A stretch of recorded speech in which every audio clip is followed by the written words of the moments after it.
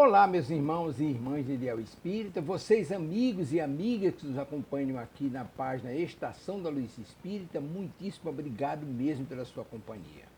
A nossa página Estação da Luz Espírita não tem fins lucrativos, o objetivo é a divulgação da doutrina espírita.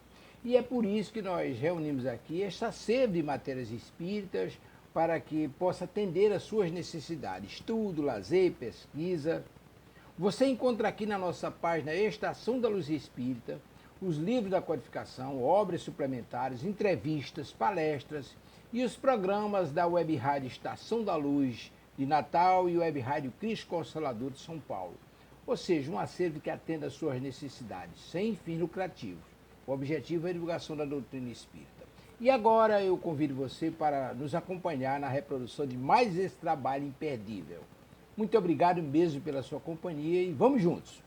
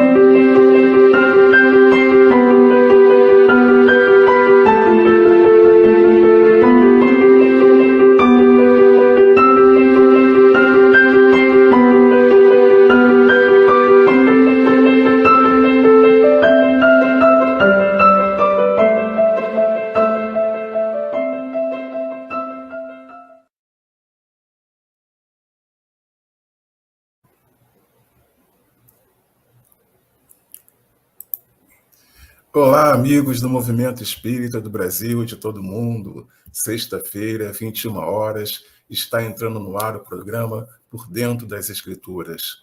Um programa onde vamos fazer uma viagem, estamos fazendo uma viagem sobre todo o Antigo Testamento, desde Gênesis até o último dos profetas, Malaquias. Toda a jornada que nos leva a conhecer Jesus, o nosso Mestre Jesus. Cristo é o poder de Deus e a sabedoria de Deus. E quem ignora as Escrituras, ignora o poder de Deus. Portanto, ignorar as Escrituras é ignorar a Cristo. Palavra de Jerônimo de Dalmácio, São Jerônimo, padroeiro dos estudos bíblicos. Deixa seu like, comentem, compartilhem. Anotem, assinem o sininho de notificação no nosso canal para receber o nosso programa, não só o nosso programa, mas de todos os programas dos nossos amigos da Web Rádio Cristo Consolador. Certo, queridos? Vamos orar com os recados dados. Vamos agradecer a nosso Mestre Jesus a grande oportunidade de mais uma vez estarmos trabalhando juntos, pensando no Antigo Testamento, nas Escrituras, em Jesus, em toda a Boa Nova, trazendo para o nosso momento, com pensamento no nosso Pentateuco, que todos nós possamos nesse programa estar cada vez mais aprendendo, cada vez mais crescendo espiritualmente, e que a luz do Mestre se faça presente em nossos corações. Que assim seja. Bem, queridos, vamos ver quem já está por aqui. Minha querida Helena Monteiro passou aqui para deixar só um recadinho que vai assistir depois. Obrigado, querida, boa noite. Meu amigo Felipe Menezes, boa noite. Liz Menezes, querida, boa noite. Albertina Zacarias, querida amiga, colega de trabalho aqui da rádio, muito boa noite. Ieda Medeiros, boa noite. Meu amigo Marcos Juver, querido, boa noite. Muito bom ter vocês aqui comigo hoje. Sempre, aliás, toda sexta-feira é uma alegria enorme ter vocês aí comigo, com um bate-papo tão agradável, com as suas perguntas e comentários que enriquecem. Perguntem mesmo, porque hoje tem um assunto bem legal, como falei para vocês. Vamos deixar ali uma enquetezinha, vocês concordaram. Vamos fazer um panorama do que nós vamos ver agora.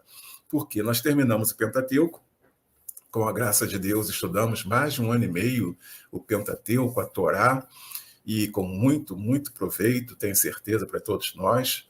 Para mim foi um grande aprendizado. E agora vamos entrar na parte seguinte, no sentido de que até aqui foi a questão da lei. Agora vai entrar em outras questões, é a narrativa do povo, é a história desse povo até o último dos profetas. Tá? E eu comentei a vocês de fazer esse panorama. E é isso que nós vamos fazer. Eu vou colocar para vocês acompanharem um breve PowerPoint aqui para vocês estarem comigo acompanhando e ouvindo, lendo também, tá? Por quê? É bem interessante. Opa, falta mais umzinho. Tá certo. Bem, panorama do Antigo Testamento. Né? O que é esse panorama? A primeira coisa, entendermos o seguinte. A Bíblia, já falei isso para vocês e mais uma vez colocando, a Bíblia não é um livro que caiu do céu. Tá? Não é aquela coisa que muitas vezes nós ouvimos na nossa vida, que Deus escreveu, tem gente que diz que foi em fogo, em pedra, enfim, não. Tá?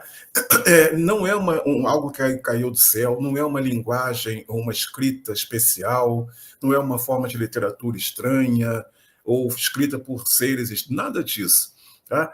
Todos eles foram pessoas reais, vivendo seus contextos históricos, a cada momento, cada indivíduo, cada necessidade, dentro dos seus grupos, das suas congregações, dos lugares onde estavam, dos seus postos na sociedade.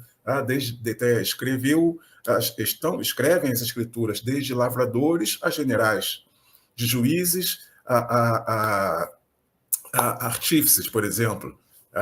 Então, é algo real, escrito num hiato, quer dizer, num período de tempo de 1.500 anos. É uma jornada que nós vamos ter aqui, principalmente agora, quando começa a entrada à Terra Prometida, que nos leva ao único caminho, que é Jesus Cristo. Desde Gênesis já é assim. Agora, então, fica mais claro ainda. Por quê? Até o livro de Deuteronômio era especificamente falando da formação do povo de Israel. Passando agora para Josué, como se atravessando ali o Jordão e entrasse em Jericó, aí definitivamente é mostrado o caminho direto que nos vai levar a Jesus. São muitas idas e vindas, muitas mesmo, vocês vão se surpreender com algumas coisas. E é a história de uma nação inserida em outras nações, em muitas outras nações. Porque, não vou colocar aqui para vocês a lista de todas as nações que envolvem esse território, esse contexto, mas vocês já viram quantos eles já lidaram, tiveram que lidar, e vão ser muito mais ainda. Né? Então, é a ideia de Deus conduzindo o seu povo para o seu Messias. Tá? A ideia é que o Antigo Testamento conta a história de Jesus completa. Né? Completa. Aí é como se fizesse toda essa história, aí chega ali em Mateus e Jesus nasce, e essa história vai ter o seu arremate. Tá? Então, é importante nós lembrarmos disso. A Bíblia não é um livro... É diferente de um livro que nós temos normalmente no sentido de entendermos, de lermos, de interpretá-lo, de fazer mesmo revisão, ler de novo, entender as entrelinhas, enfim. Tá? E cada vez que nós lemos, como qualquer outro livro, nós vamos ver coisas diferentes. Eu queria trazer para vocês, primeiro, esse slide aqui. Isso é a Tanakh. Tá? Tanakh é um acróstico dessas três palavras em cima. Tá? Torá, lei, Nebiim, profetas, e Ketubim, escritos. Tá? O que é isso? Isso aqui é a Bíblia judaica. Ela era dividida assim. Tá? E eu trouxe essa divisão para vocês verem, porque é essa Bíblia, neste formato, nessa divisão, que Jesus leu. né? Quando Jesus fala dos escritos, está nos profetas. Quantas vezes vocês viram falando, Jesus dizendo no final, esta é a lei e os profetas? É disso que Jesus está falando, da Tanakh. Várias vezes ele vai dizer, está escrito. Ele está falando de Ketubim, da Tanakh. Tá? Então, como curiosidade para vocês, essa é a divisão e o formato da Bíblia, vamos dizer assim, não tinha exatamente esse nome, tá? Mas é o formato que Jesus leu na sinagoga onde ele estudava, certo? Querida Ângela Santos chegando aqui, muito boa noite, seja muito bem-vinda. Então, quis trazer essa curiosidade para vocês. Mas, seguindo em frente, aqui nós vamos ver como ela é dividida hoje. Aqui, tudo que está ali, está aqui. No slide passado, está nesse slide aqui. Vocês vão perceber que tem 7 nomes em vermelho. Tá? Esses 7 nomes, primeiro, vocês vão perceber que as divisões aumentaram. Pentateuco, históricos, poéticos, profetas maiores e profetas menores. Tá? A divisão aumentou. Essa divisão é bem depois de Jesus, tá? Aliás, muito tempo depois de Jesus, que se faz essa divisão definitivamente. E vocês percebendo que tem esses 7 nomes vermelhos, por quê? Aquela Bíblia que eu mostrei para vocês, naquele formato, mesmo quando ela passa a ter o formato que tem agora, aquela é a Bíblia dos judeus, é a Bíblia que nós, os irmãos evangélicos, protestantes, enfim, né? Protestantes, não vamos tocar no evangélico, os protestantes, tá? Tem as ramificações que nos levam até os evangélicos, a evangélico, pentecostal, batista, enfim, tudo tem na raiz os protestantes, o protestantismo. Né? É aquela dividida dessa forma. Por que tem esses vermelhos? Porque nós temos uma tradição judaico-católica, judaico-cristã no sentido de católico, de grego, tá? Do grego no sentido da cultura, enfim. Então, eu normalmente trago para vocês a Bíblia católica, principalmente agora, né? Principalmente agora, porque anteriormente todas são iguais. A partir de Josué é que tem essa diferença. E a minha ideia é trazer para vocês a católica, porque a grande maioria de nós, tivemos nossas raízes no catolicismo, ou passamos, pelo menos, de alguma forma, no catolicismo. Então, esses 7 nomes em vermelhos, livros em vermelhos, são os livros apócrifos, tá? Que aqui eles são chamados de deuterocanônimos, porque é de uma segunda leitura, ou de uma segunda cânon da Bíblia. Tá? Eles eram exatamente apócrifos até um determinado momento. Tá? Eu sempre falo de Jerônimo, né? De Jerônimo de Dalmácia. Ele, quando faz a tradução para a Vulgata, ele coloca esses livros, mas no final, com uma observação, que esses livros não estão na Bíblia, tá? Na Bíblia hebraica. Mas, passando-se o tempo, essas observações de Jerônimo são retiradas e passam esses livros a fazer parte do cânon oficial da Bíblia católica. Tico e Teco chegando também, muito bem-vinda, muito bem-vindo. Então, para vocês entenderem, essa divisão é a Bíblia católica que nós vamos trabalhar, tá? E por isso eu trouxe para vocês a questão dos deuterocanônimos.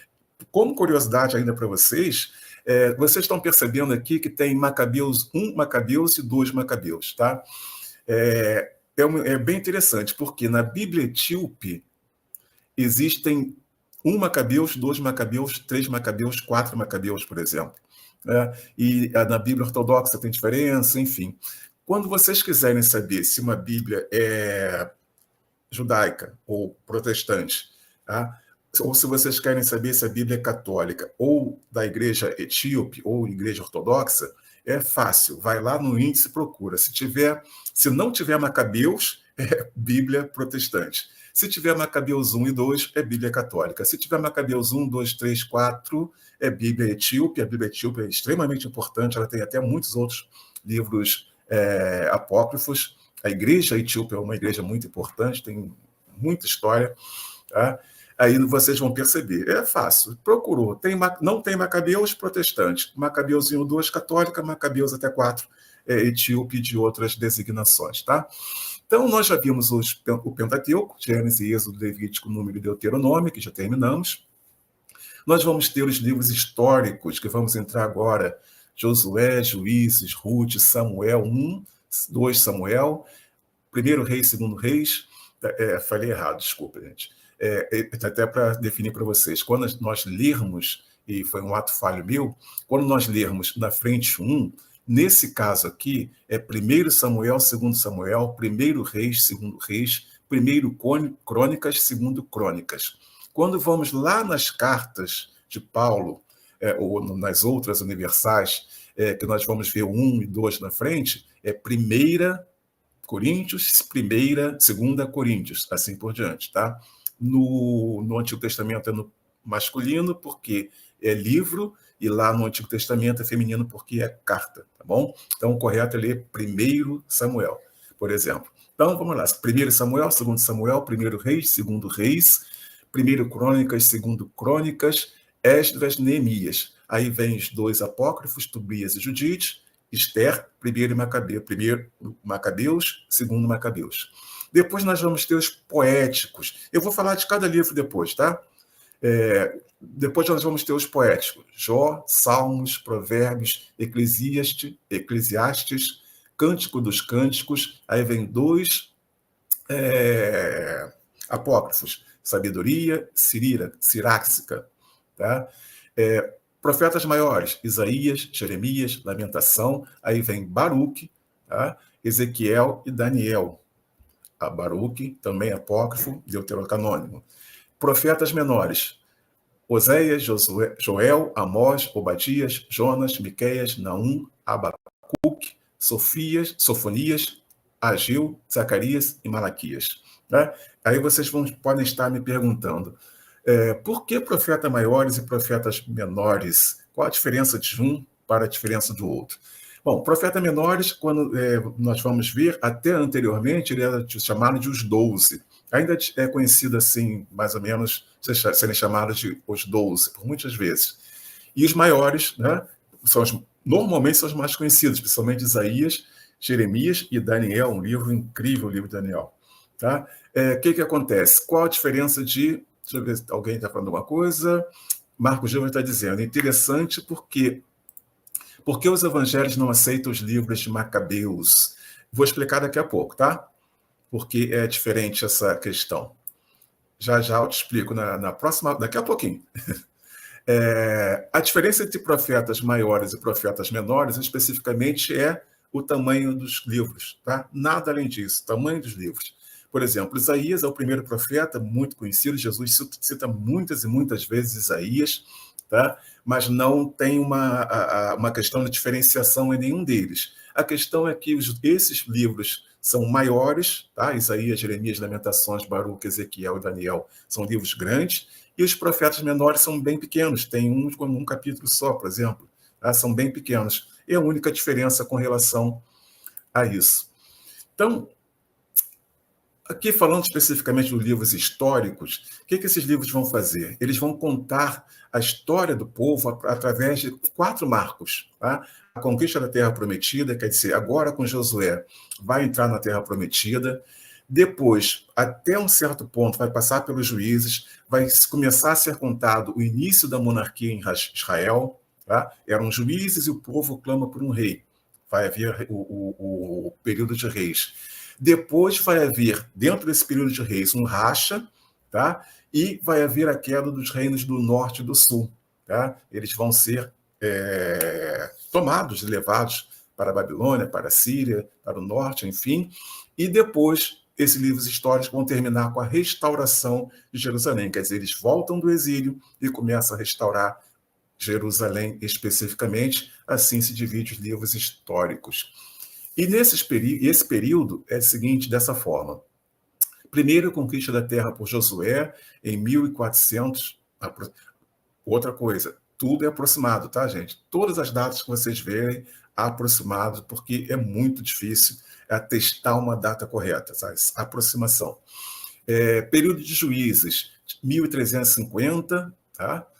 Antes de Cristo, monarquia unida, como eu falei para vocês, eram juízes e o povo clamou por um rei. Tá? Aí vai lá para 1000, quer dizer, foram 300 anos aproximadamente dos juízes, divisão do reino 70 anos depois da unificação, né, de uma monarquia só, há um racha, norte e sul, depois vai haver a destruição do norte primeiro, logo depois a destruição do sul. Isso vai interferir muito na questão do trato dos povos judaicos, tá? Vocês vão ver mais à frente. O sul vai ser dominado um pouco depois, e 539 aproximadamente tem um recomeço, quer dizer, quando volta o povo e começa, aí refaz o templo, tem toda a dinâmica de construir a terra de novo, o muro primeiro, depois o templo, enfim, é o recomeço do povo de Israel. E aí, a questão dos reinos que eu falei para vocês. O reino é dividido em reino do sul e reino do norte. O reino do norte é o reino de Israel, o reino do sul, o reino de Judá. E como é que aconteceu isso? É complicado, é muita coisa para explicar, mas basicamente foi dos filhos de Salomão que brigaram e teve ali vamos pensar, de dividir ali o bolo. 10 tribos foram para o norte, quiseram ficar no norte, e 2, a tribo de Judá e Benjamim, ficaram no sul, que é o reino de Judá. Tá? Não é exatamente só Judá e Benjamim, a tribo de Judá e Benjamim. Muitas das 10 tribos, alguns grupos ainda ficaram também no norte, no sul. Tá? Mas, basicamente, ficou dividido assim.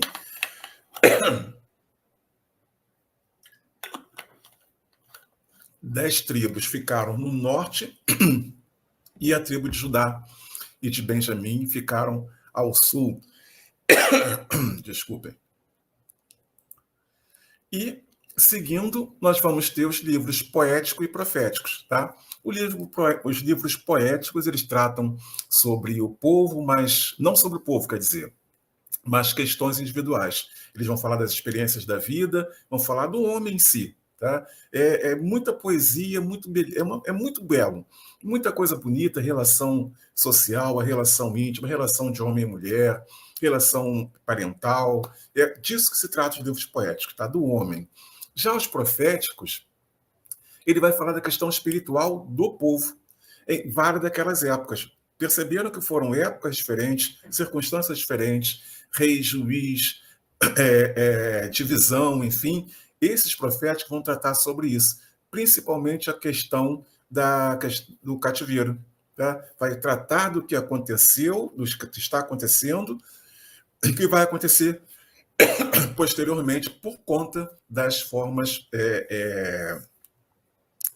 complicadas que o povo vai lidar. Lembre que eu falei para vocês, narrei para vocês, que lá, quando no finalzinho, Deus chama Moisés e vai dizer: esse povo ainda vai me negar, esse povo ainda vai me desobedecer. E é isso que se trata muito dos livros proféticos. Tá? Essa coisa do povo desobedecer e Deus agir, e vai acontecer fome, vai acontecer exílio, vai acontecer derrota, vão acontecer derrotas, e é disso que fala os livros proféticos, além de que são os livros que apontam diretamente para Jesus. Aqui nos proféticos é que nós vamos ter as diversas questões com relação à profecia do Messias, sobre o Messias. Certo, queridos? Deixa eu tirar aqui para nós nos vermos melhor. Esse é um apanhado, tá? Célia Santiago já está por aqui também. Boa noite, querida. Então, vou falar para vocês, fazer um resuminho básico, aí vou responder ao Marcos Juver a questão de Macabeus, tá? Quando eu vou ler um por um, quando chegar lá você vai entender a sequência, fica mais fácil de você entender, de vocês entenderem, todos nós, tá? Então, vou fazer um breve resumo, breve mesmo, para nós entendermos o que acontece em cada um desses livros, tá? O livro de Josué, ele vai ter como tema básico a divisão da Terra Prometida. O povo vai atravessar o Jordão, vai tomar Jericó, ali no período de 1400 a 1375, que vai acontecer tudo isso, tá? E ele vai narrar a conquista da terra de Canaã, tá?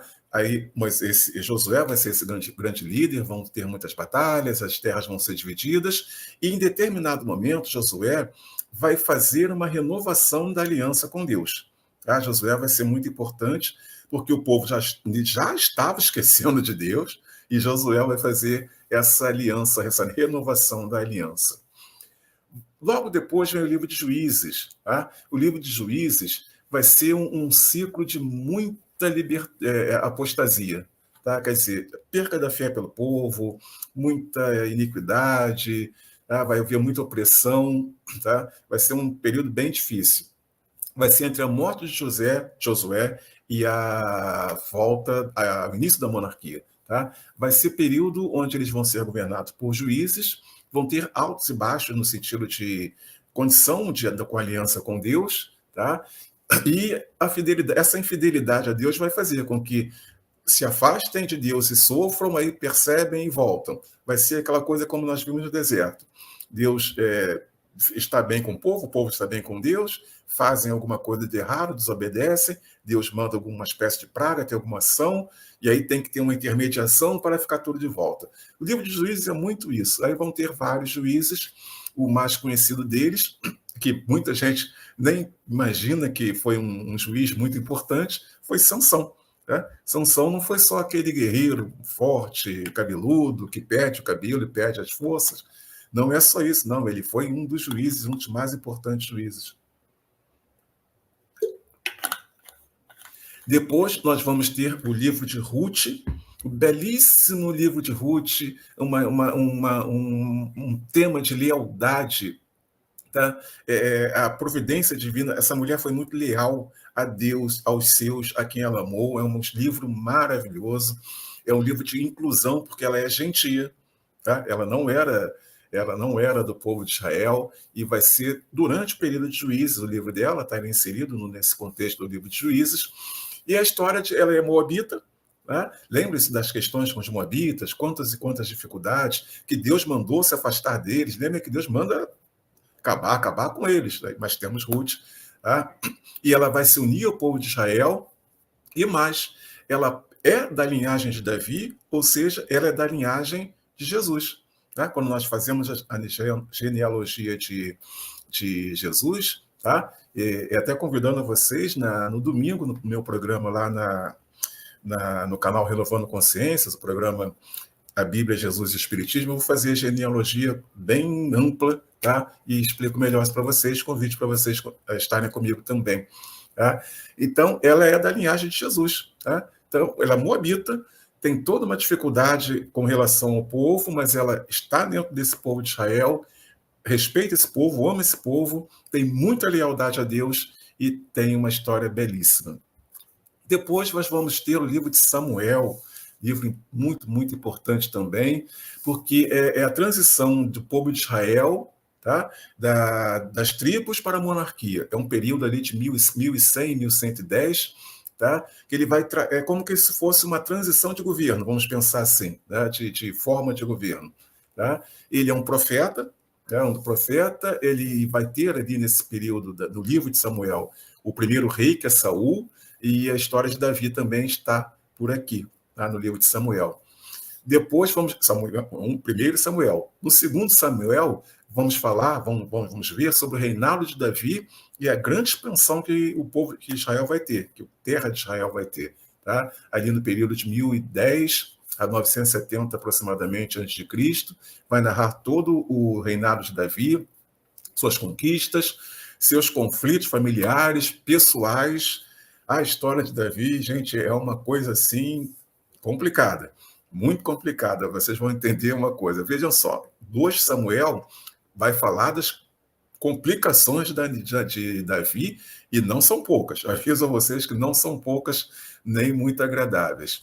Tá? Aí vamos ter primeiro Reis, que começa a divisão do reino, tá? E os primeiros reinados, né, dos dois reinos, ali 970, 850 aproximadamente, e vai contar o reinado de Salomão, tá? A construção do templo, a divisão, enfim, do templo, com a morte de Salomão.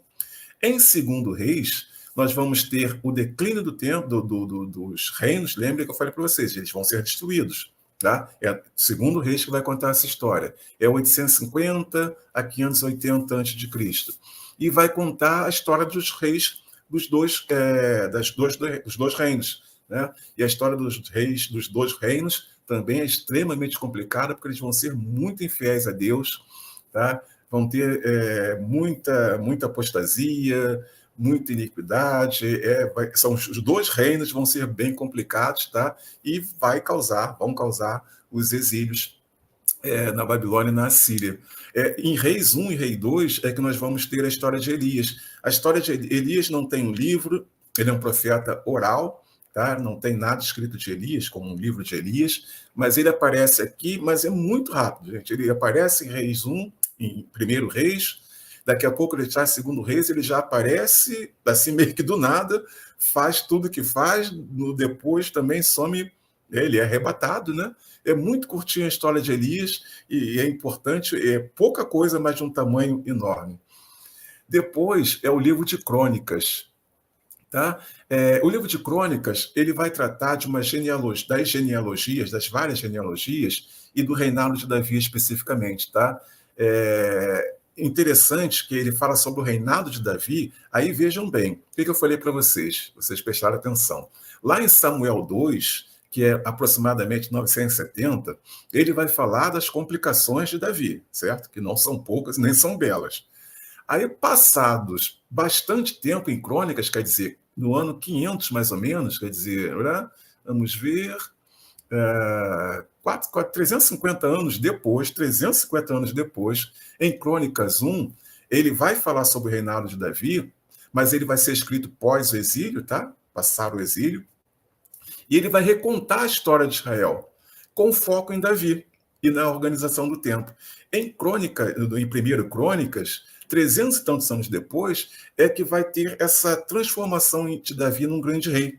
Tá? Que lá, antes, em Samuel, é mostrado de uma forma bem real o que aconteceu, e aqui em 1º Crônicas é como se os chamam hoje em dia, né? Uma passação de pano muito grande para Davi, porque ele vai ser contado como esse homem, esse rei que organizou o culto ao templo, que fez uma grande expansão, isso e aquilo, e assim vai ser essa limpeza na história de Davi. Vocês, quando chegar nesse período, vocês vão ver a diferença da história que é contada em Samuel para a história que é contada em Crônicas. É enorme. Tá? Esse rei Davi que nós ouvimos, tem música e tal, é o rei Davi de 1º Crônicas. Tá? O povo simplesmente esquece Davi de Samuel. Então, 2 Crônicas, 2º Crônicas.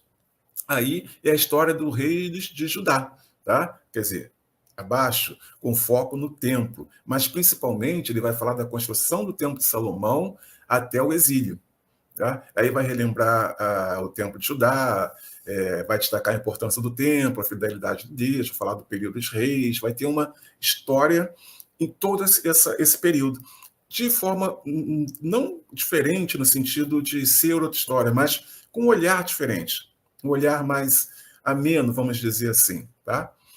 Depois nós vamos ter o livro de Esdras, que ele vai tratar especificamente da reconstrução do templo e o retorno do exílio, tá? Que quando o povo volta do exílio vai reconstruir o templo, é Esdras que traz essa grande organização. Tá? Ele vai falar sobre isso e, basicamente, volta do exílio e reconstrução do templo. Esdras foi muito importante, ele período de 538 a 450. Neemias, tá?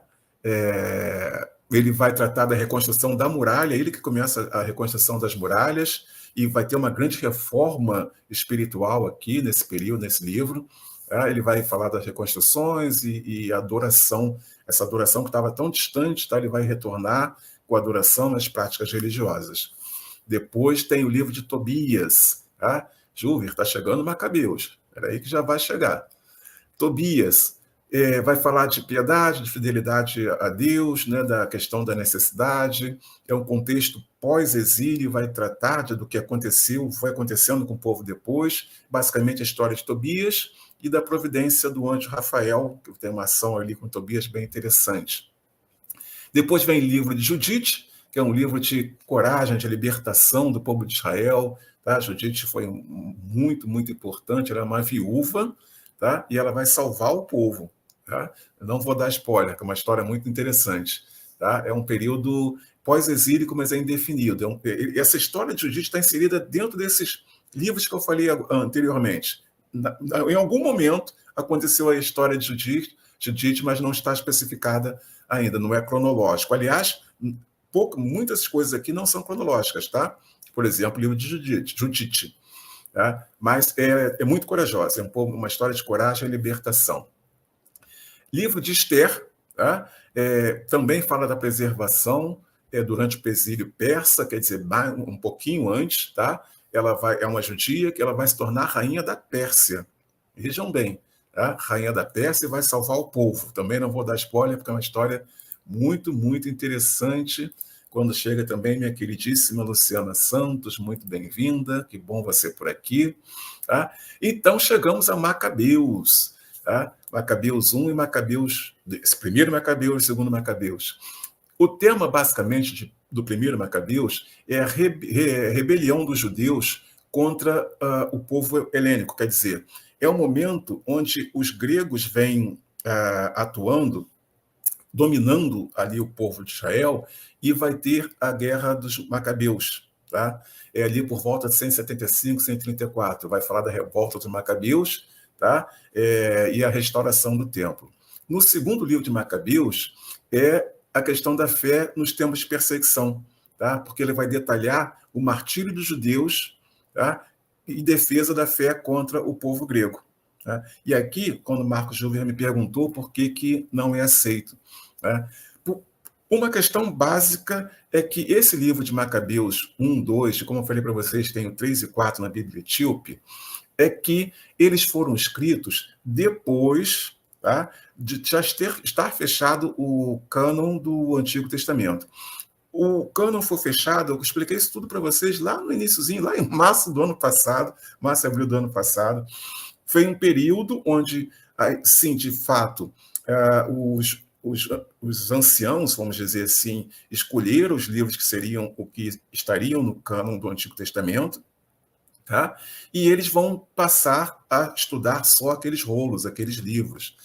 Macabeus 1, 2, eles vão ser escritos bem depois. Então, quando eles vão ter a ação de tentar colocar, tentar ler ali também, não é permitido porque eles não são vistos como inspirados por Deus. Eles não são vistos como canônicos. Tá? Cânon quer dizer isso, a inspiração por Deus. Tá?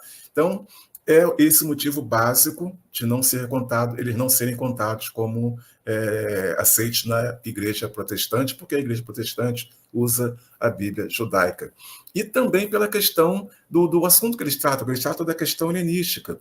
E aí é mais complicado porque tem muita coisa da questão do domínio helênico, quer dizer, do domínio grego no povo, no território de Israel, que não é bem contada, bem aceita. Tá? Por exemplo, vocês ouvem a vida inteira que os romanos dominaram aquele período, mas poucas vezes vocês ouvem que os gregos já tinham dominado um pouco antes. Foi uma história muito complicada, com muitas relações que não foram bacanas com o povo ali de Israel, o povo judeu, enfim, e também tem muito disso nessa história. Mas, basicamente, a história oficial é que eles foram escritos depois e eles não são considerados livros inspirados por Deus. Tá? Explicado, meu querido? Diz para mim, por favor, se ficou claro, senão a gente continua a conversar.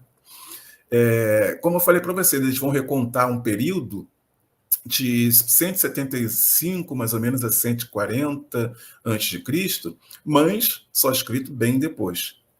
Que provavelmente, naturalmente, quem contou essa história, quem escreve isso, não estava ali. Né? Aí tem muito disso também, óbvio. Por exemplo, muita coisa que está no Pentateuco, ali em Deuteronômio, por exemplo, foi escrito depois, como eu mostrei a vocês. Muita coisa de livros que estão aqui foram escritos depois, porque, por exemplo, o livro de Judite, né, como eu coloquei para vocês, ele é indefinido, porque é uma história que está inserida no meio de vários períodos, entre períodos de livros que estão escritos ali. Então, tem várias explicações, tá? Mas, basicamente, nós ficamos com essa. Tá? E aí, com Macabeus, segundo Macabeus, terminamos os livros históricos. Entramos nos profetas. Tá? Os profetas, especificamente, os poéticos, falei para vocês, a poesia, né? Salmos, enfim, vai tratar de poesia pura. E tem os profetas maiores e menores. Tá? Profetas maiores e menores, especificamente, tá? Isaías, o primeiro profeta. Tá? Embora Elias é antes de Isaías, tá? Porque Elias está lá em 1 Reis, 2 Reis. Tá?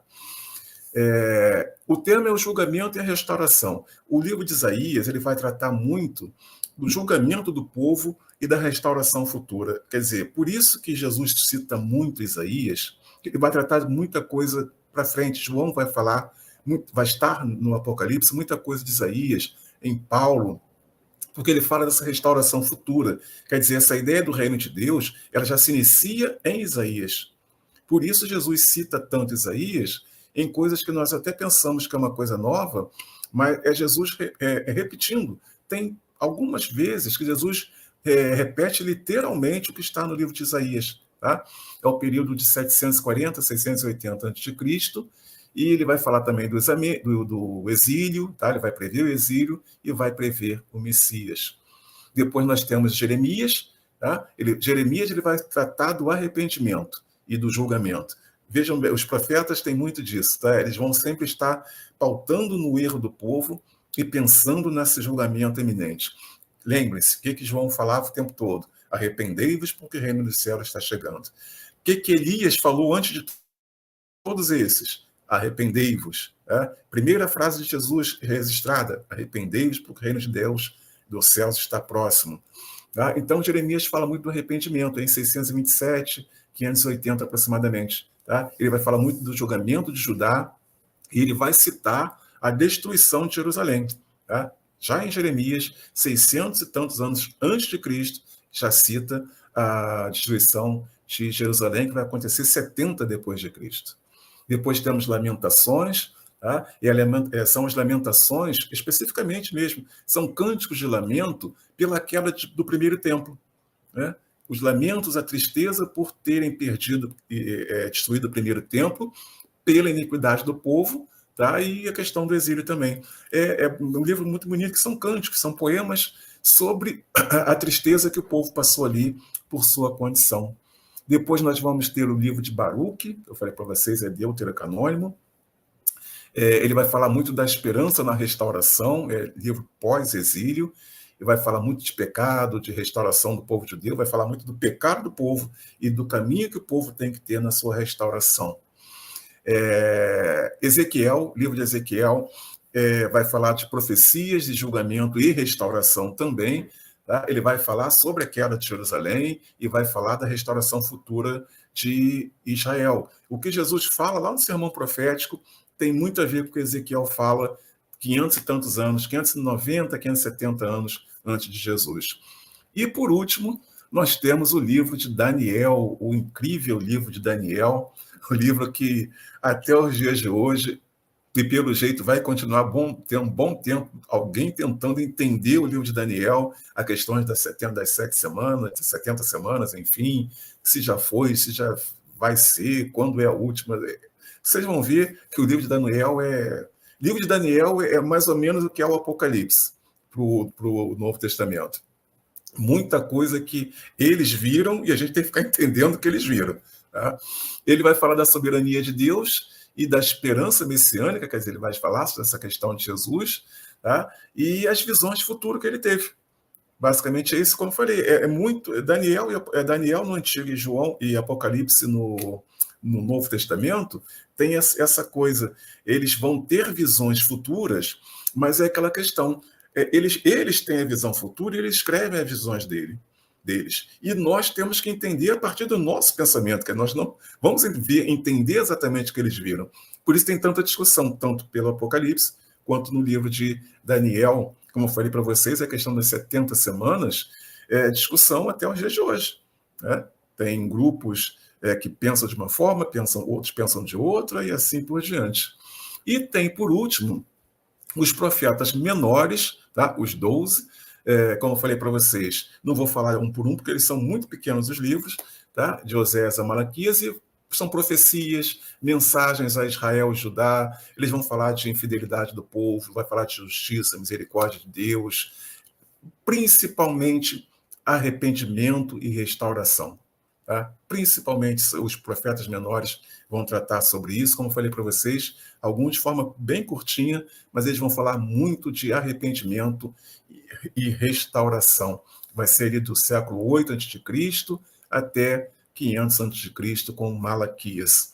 Tá? Quer dizer, é um período muito grande, tá, entre os dois profetas, os 12, porque eles, embora estejam ali no finalzinho, estejam juntos, eles estão pontilhando todos os outros livros. Tá? Então, eles estão nesse período todo, eles estão vendo o templo ser destruído, o exílio, enfim, até o finalzinho de Malaquias. Então, a partir de Malaquias tem o silêncio profético, quer dizer, 400 anos aproximadamente, que Deus não se manifesta através de seus profetas. Esses profetas são manifestações divinas. E chegamos a Jesus Cristo através, no primeiro livro de Mateus. Então, queridos, muito contente de iniciar esta jornada com vocês. Espero que vocês tenham, né, compreendido esse pequeno resumo que eu fiz, que nós vamos ter aqui para frente, daqui para frente. São histórias incríveis, incríveis. Agora, já em Josué, se eu não me engano, no segundo ou terceira semana, já vou contar uma história para vocês muito, muito interessante. Acho tudo interessante nessa história de Josué. Enfim, é uma história muito interessante, com suas idas e vindas, seus erros e acertos. Como eu falei para vocês no início, é um livro escrito por homens em diversas circunstâncias, de diversas capacidades, em que Deus se mostra ao povo de forma contínua. Conforme o povo vai avançando, nós vamos percebendo Deus até chegarmos a Jesus. Certo, queridos? Convite, amanhã, 10 horas da manhã, Epístolas Evangélicas, vou estar em primeira... Aliás, é o último capítulo da primeira carta aos Coríntios, capítulo 16, vamos estar encerrando essa jornada do primeiro capítulo da carta aos Coríntios, da primeira carta aos Coríntios. Meu amigo Marcos Júnior dizendo que foi bom, que muita coisa boa, realmente, muita coisa boa. Coisas de cair o queixo, como se dizia antigamente. Domingo de manhã, 10 horas, conhecendo os evangelhos, vamos estar no capítulo 6 de Marcos, tá? Um capítulo bem interessante também.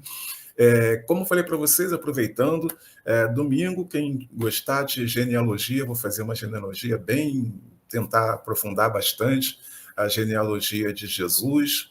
É muito interessante, muita coisa bacana. Dei uma palhinha aqui, falando sobre Ruth, uma moabita, que é da linhagem de Jesus, tá? No nosso canal Renovando Consciências, no programa Bíblia, Jesus e o Espiritismo. Domingo, 15 horas, bem legal o nosso programa também. E me sigam lá no @Rubens Alper, aí vocês vão ver isso tudo e mais algumas coisas. Tá? Lena Monteiro, que vai ver daqui a pouco, mas muito obrigado. Felipe Menezes, Liz Menezes, querida Albertina Zacarias, Ieda Medeiros, meu amigo Marco Júver, amiga Ângela Santos, Chico Iteco, Célia Santiago, minha queridíssima Luciana Santos.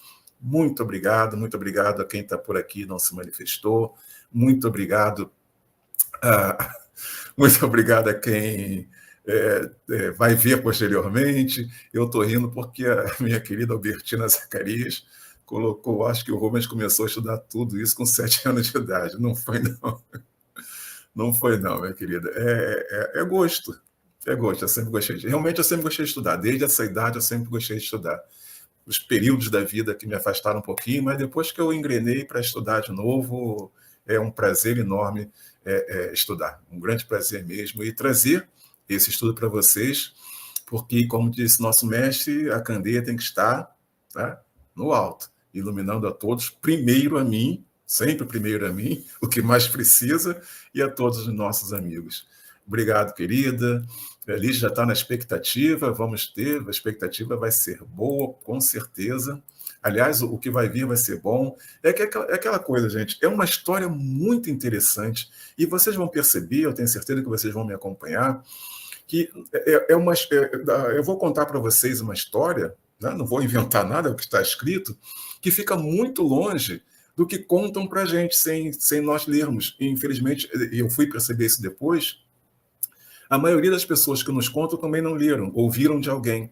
Aí vocês vão perceber o quanto ela é diferente, e em vários sentidos, e o quanto ela é muito mais rica. Justamente porque não é essa coisa tão bonita, tão enfeitada que nos vendem, quando nós não lemos, quando nós só ouvimos, enfim. E é aquela coisa, nós vamos ver coisas que nós vamos pensar, nossa, que triste, como nós vimos anteriormente, mas que mostra o quanto nós somos estes que somos filhos de Deus, buscamos ser filhos de Deus e somos amados por Deus, porque só a graça divina, como diz Paulo, né, nos permite certas coisas. E é importante mostrar isso, né, que Deus escolheu um povo para ser modelo para todos os outros, e tudo que acontece durante esse período até chegar a Jesus. Então, realmente, é muita coisa legal para nós vermos daqui para frente. Obrigado aos que vão vir posteriormente, não lembro se eu falei, tá? E que a graça do nosso Senhor Jesus esteja sempre com todos nós. Amém. Chegamos ao final da nossa atividade. Muitíssimo obrigado mesmo pela sua companhia e espero você no próximo evento.